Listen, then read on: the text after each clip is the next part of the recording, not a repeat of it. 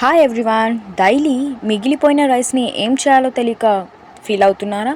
ఈరోజైతే నేను మీకోసం టేస్టీ అయిన క్యారెట్ రైస్ రెసిపీని తెచ్చేసాను. ఇంకా లేట్ ఎందుకు, let start.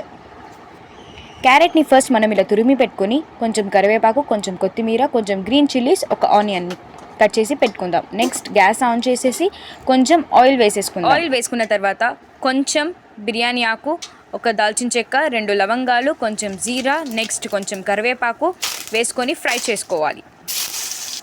Next onions, green chillies కూడా వేసి బాగా ఫ్రై చేసుకోండి.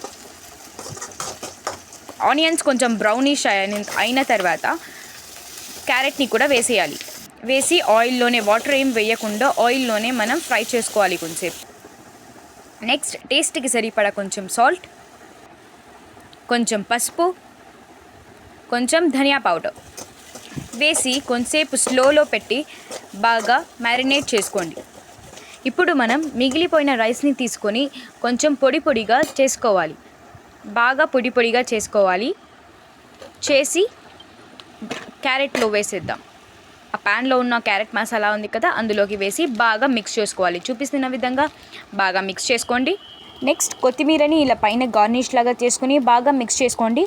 లాస్ట్లో ఇలా కొత్తిమీర వేస్తే కొత్తిమీర ఫ్లేవర్తో చాలా బాగుంటుంది అన్నమాట. బాగా మిక్స్ చేసుకోండి. అంతే అండి, చూసారు కదా, జస్ట్ 5 మినిట్స్లోనే ఎంత సింపుల్ అయిన రెసిపీ ట్రై చేసాము. మీరు కూడా ట్రై చేయండి. Thanks for watching. సబ్స్క్రైబ్ చేసుకోండి. ఈ రెసిపీ మీకు నచ్చినట్లయితే లైక్, షేర్ చేసేయండి. నెక్స్ట్ మీకు ఎలాంటి రెసిపీస్ కావాలో కామెంట్ చేయండి. ఓకే అండి, బాయ్, టేక్ కేర్.